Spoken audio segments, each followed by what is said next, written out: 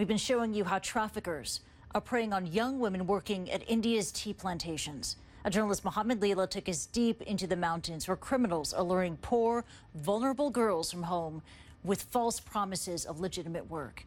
Now, joining me with a closer look at the problem is Kathryn Collar from the rights group Stop the Traffik. And Kathryn, thank you so much for joining us here in the program. And first, let's talk about the scale of the problem. How many girls working in the tea industry are being lured and exploited by human traffickers?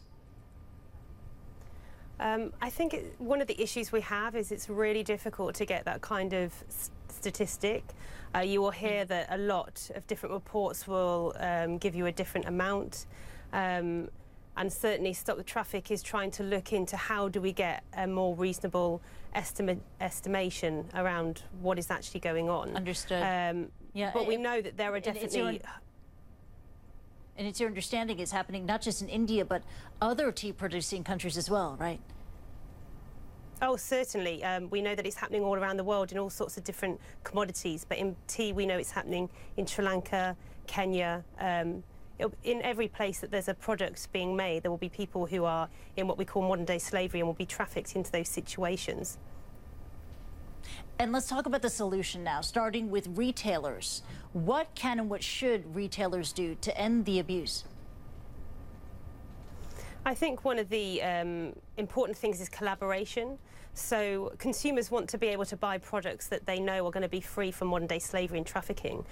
So it's important to be working with lots of different organisations, NGOs, government enforcement to make sure that we are eradicating trafficking and slavery from supply chains.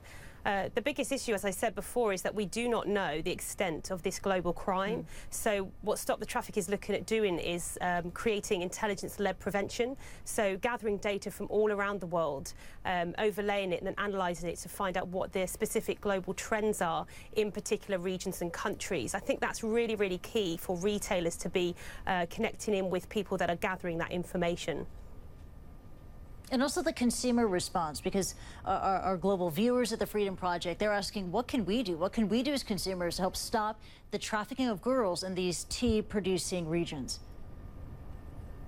I think it's really important that consumers realise they have a powerful voice to be able to speak to government, to be able to speak to suppliers and companies, to say that they want to be able to choose their brands, to choose their products, but know that nobody's been exploited in it.